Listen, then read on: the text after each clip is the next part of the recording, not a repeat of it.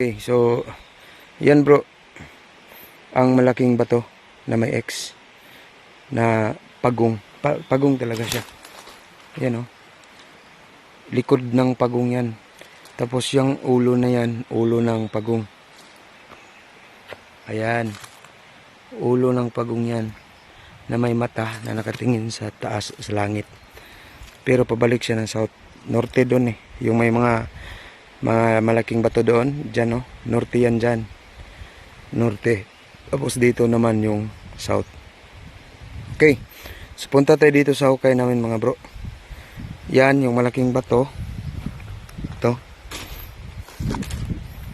Tapos ito yung hukay namin. Naka-walling type.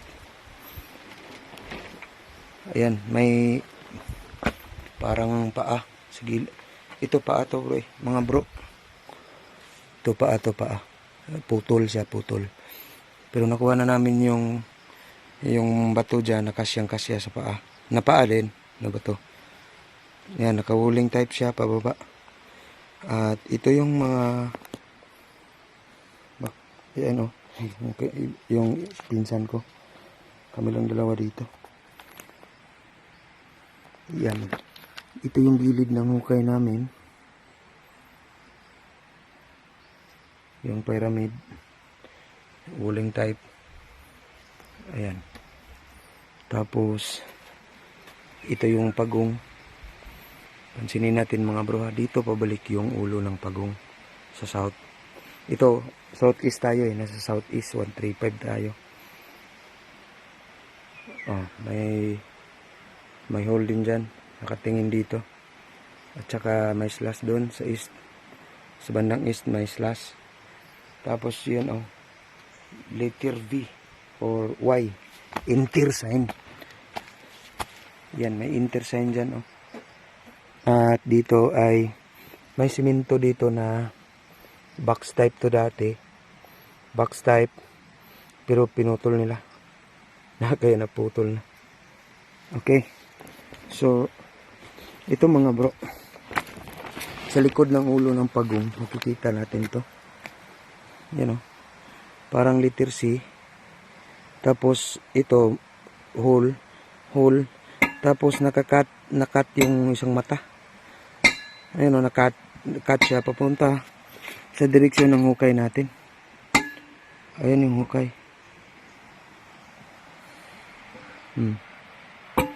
Tingnan nyo mga bro. Ito yung ulo ng pagong na sinabi ko. Okay. Ito na mga bro. Okay. So, yan may intersign dito. Intersign. Kasi ito para liter dito, tapos may siya dito. Liter Y. Tapos dito is may parang slash, tapos parang liter 8. Ay, liter 8, number 8. Yan yung gilid ng hukay namin. Yan. Diyan, bandang west yan. Ito namang paa na to, or itong wall na to, ay nasa bandang east. Yung pyramid naman yan sa gilid. Yung patusok na yan ay nasa bandang north east. Kasi doon yung north pag dito tayo sa hukay, pakita ko sa inyo mamaya, screenshot ito parang elepante, tapos nakaturo pababa.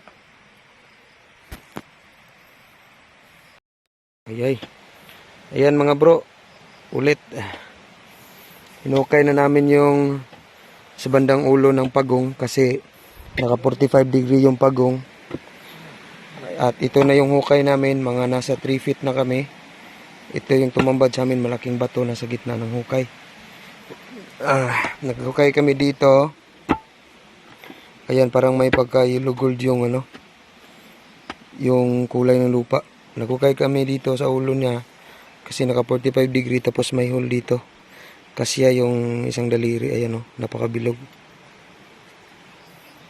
Ayan. So ito yung pagong Sa harap kami ng pagong naghukay.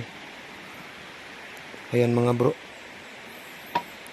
Tapos ito yung mga markers na nakuha namin, yung mga HTM. Ito isang heart. Maganda yung pagkagawa. Ayan oh. Halatang cutted oh. Napakaganda. Tapos sa likuran niya may butas siya. Ayan. So cutted talaga. Tapos ito. Para siyang ulo ng kabayo. Pero pag binaliktad mo siya, heart din. Halata may kurti talaga. Halatang gawa ng tao. Tapos ito pa. Ito mga bro. Ayan. At ito mga bro. Ito pa. So halata din siyang gawa ng tao. Ayan.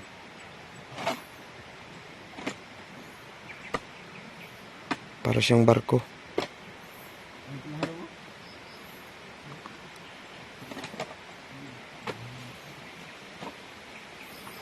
At may mga bilog din. Ito. Metal element siya. Ayan. Flat yung ilalim. Ito bilog. Medyo bilog siya. Pero may pagka yellow gold ang kulay. Tapos ito yellow talaga na ba to? Ayan, yellow yung kulay. Napoto lang to sa sa bara, pero pyramid siya. Equal yung niya, sukat triangle na equilateral. Ito mga bro, kwadrado siya sa likuran. Ayan. So kwadrado siya.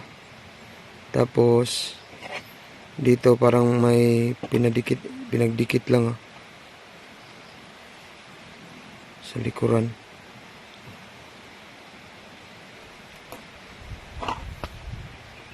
Okay. Then ito.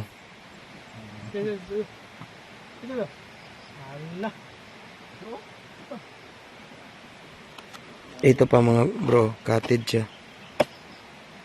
Mga cutted. Ito pa.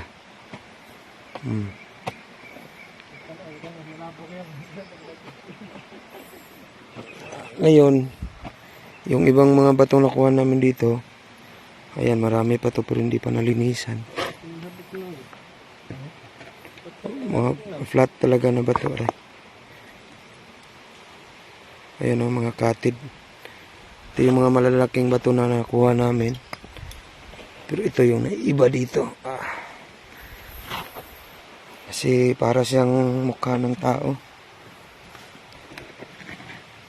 Ayan. Tapos may bibig. Dito naman may parang mukha talaga ng tao. Tapos isa pa nakuha namin. Ito may mata. Isang mata.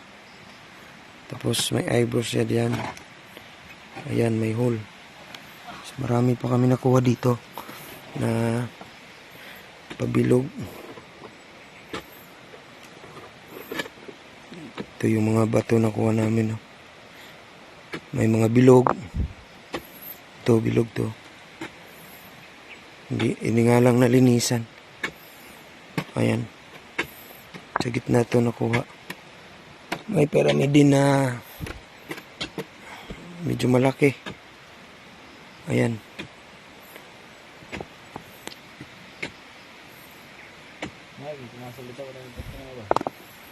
Ano ba? Okay, tapos buksan ito lang. Drigo, diyan ang puwan sa labi.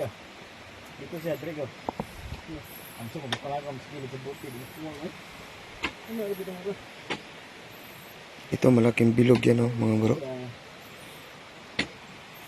Kuha yan sa hukay namin.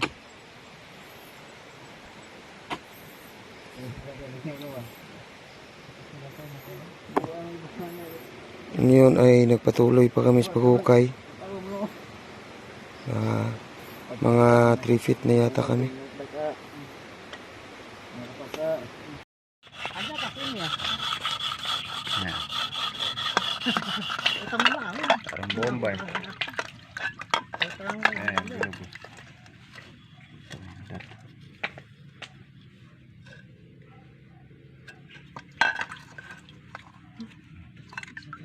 Parang lalagyan ng bomba.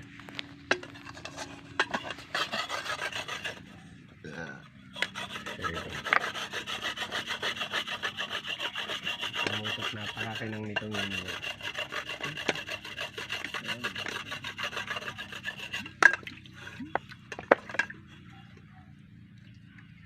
Making pam na. Grinder dali lang. Grinder naman nga ba? Dapat kayo talaga magkakasama nila Mutsil eh. Grinder sa asin si basa gusto. Nililinis nga.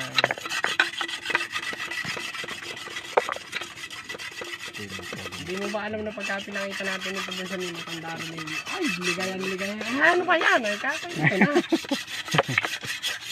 Kaya nga nililinis ko na eh. Ito yung nagkakanta pikit-pikit yung sakuan.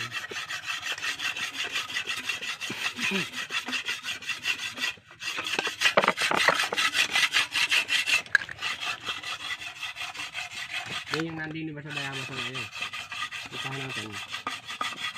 Alam? Yan bro, bro Chris Sniper, ito yung nakuha namin na panibago. Ito oh, para siyang salamin ng ano eh, kapal. Kasi ito pa yung Japanese porcelain. Ayan. Kasi ito yung bote.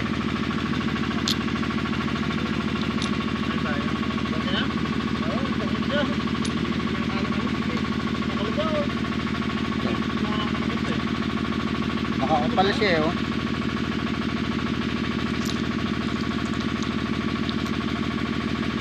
Sa itong bote.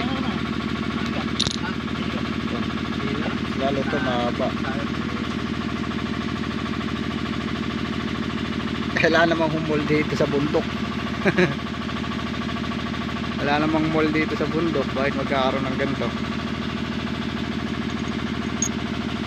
Kasi ito pa isa. Bato sa dagat to eh. Magagaan na ganito.